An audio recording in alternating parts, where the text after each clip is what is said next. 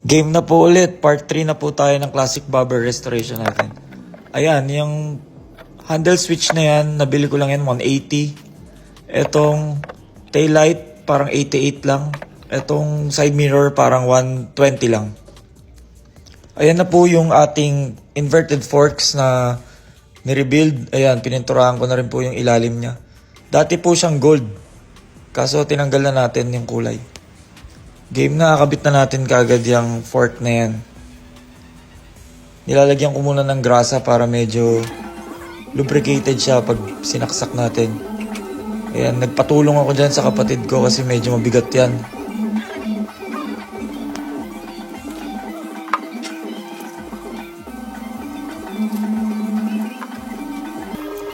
Mukhang hindi natin matatapos dito sa part 3 yung restoration natin kasi may mga ilan din tayong ginagawa and sinisingit lang natin sa time natin to. So malamang may part 4 pa talaga. Pero kung mabubuo nyo tong video, makikita nyo medyo nakatayo na siya talaga. Yan, kabit natin yung tsaka yung mga spacers.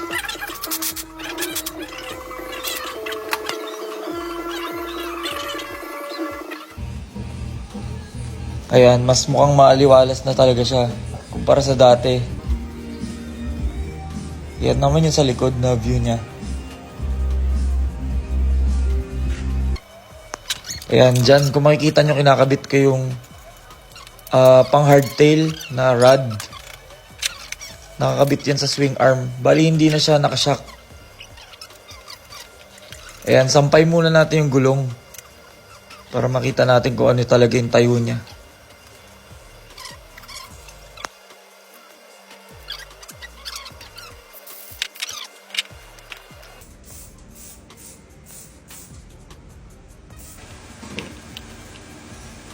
Ito, ikabit naman natin yung riser natin. Ganda niyan, di ba? Aluminum pala yan, tapos may apoy-apoy.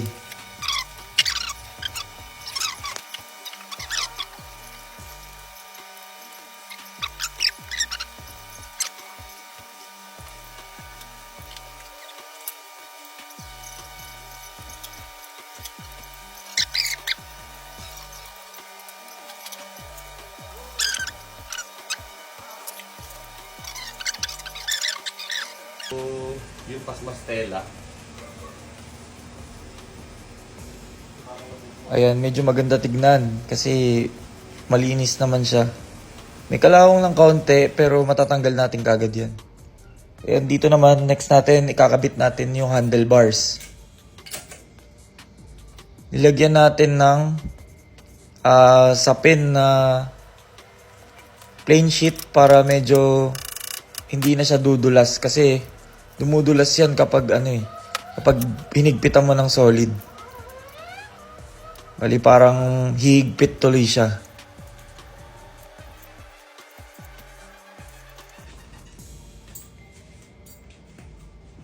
Ayan, bali hindi na gumagalaw. Sinukat ko na rin yan kung anong sukat nung para sa kamay ko ulit. So ito ang pinili ko na kulay gray. Kabit na natin siya.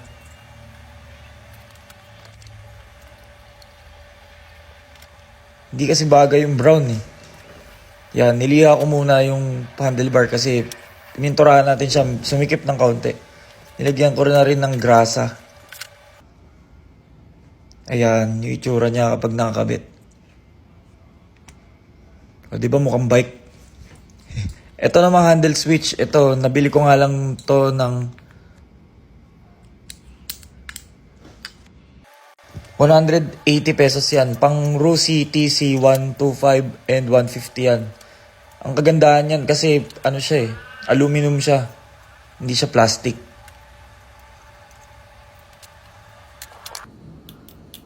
Ayan.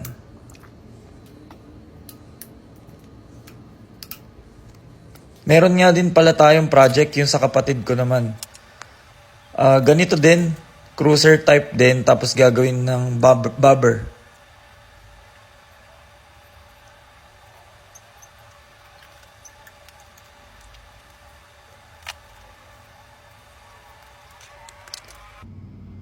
Ayan na yung ano niya, nung nakakabit na. Ayan na yung final na tayo niya.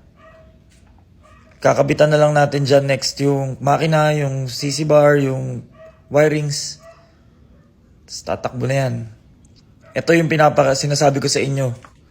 Sa kapatid ko yan. Part 4 na po tayo next. Thank you.